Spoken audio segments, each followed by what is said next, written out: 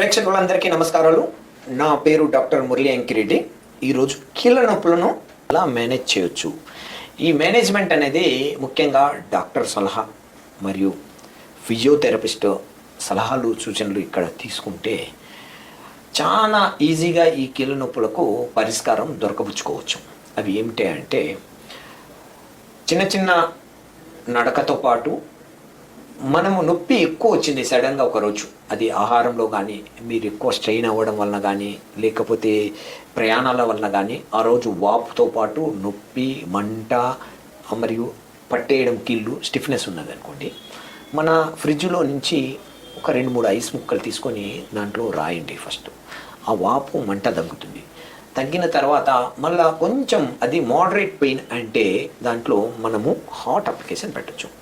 అంటే hot water bag కానీ, లేకపోతే హాట్ బ్యాగ్ కానీ, మన ఎలక్ట్రికల్ బ్యాగ్ దొరుకుతుంది, అది కానీ.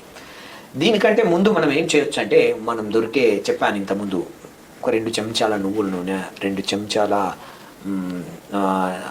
ఆవాల నూనె, ఒక చెంచా ఆలివ్ నూనె, కొంచెం గోరువెచ్చపైన వేడి చేస్తూ దాంట్లో 2 పచ్చకర్పూరాలు వేసి బాగా మర్దన చేసుకున్నాక, ఎక్కడైనా కీళ్ళ నొప్పులు, కండరాల నొప్పులు ఉన్న ప్లేసెస్లో చేసిన తర్వాత ఈ ఎక్సర్సైజ్ చేసి వేడి నీళ్ళతో స్నానాలు చేయండి. దాంతోపాటు ఇంతకుముందు వీడియోలో చెప్పుకున్నట్లు మనం తీసుకునే ఆహారాలు ఏం అవాయిడ్ చేయాలా, ఎక్కువ మనం విగరస్ ఎక్సర్సైజ్ కూడా ఎక్కువ చేయొద్దు. ఉరకడము, జాగింగ్ చేయడము, ఇవన్నీ అవాయిడ్ చేయండి.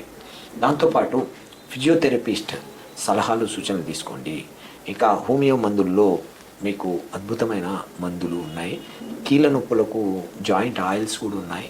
రోమటాయిడ్ ఆయిల్ అని, ఇవన్నీ కూడా పనిచేస్తాయి. దాంతోపాటు మీ తత్వానికి జీసీఎస్, జెనెటిక్ కాన్స్టిట్యూషనల్ సింప్లిమం, అనుభవజ్ఞులైన డాక్టర్లు వచ్చే సలహాలు సూచనలు తీసుకుంటూ ఈ మందులు వాడండి. ఇవి ముఖ్యంగా మీకు మొదటి దశలో వచ్చినాయంటే నొప్పులకు రస్టాక్సు, రోడోడెండ్రాను, లెడంపాలు మరియు బ్రేయోని అనే మందులు సూచనలతో వాడుకోండి. ఇక మీ చరిత్రలో పాత రిపోర్ట్సు, ఎక్స్రే, రక్త పరీక్షలు, మూత్ర పరీక్షలు, సిటీ స్కాన్ రిపోర్ట్స్, ఇవన్నీ తీసుకొని సరైన డాక్టర్ను, అనుభవజ్ఞులైన డాక్టర్ను కలిసి ఈ కీళ్ళ నొప్పులకు శాశ్వత పరిష్కారం గురించి మాట్లాడండి. మందులు ఒక కోర్సు ప్రకారం పద్ధతిగా వాడితే ఈ కీళ్ళ నొప్పులు మీ నుంచి దరిదాపులకు రాకుండా మీరు నివారించుకోవచ్చు. నమస్కారం అండి.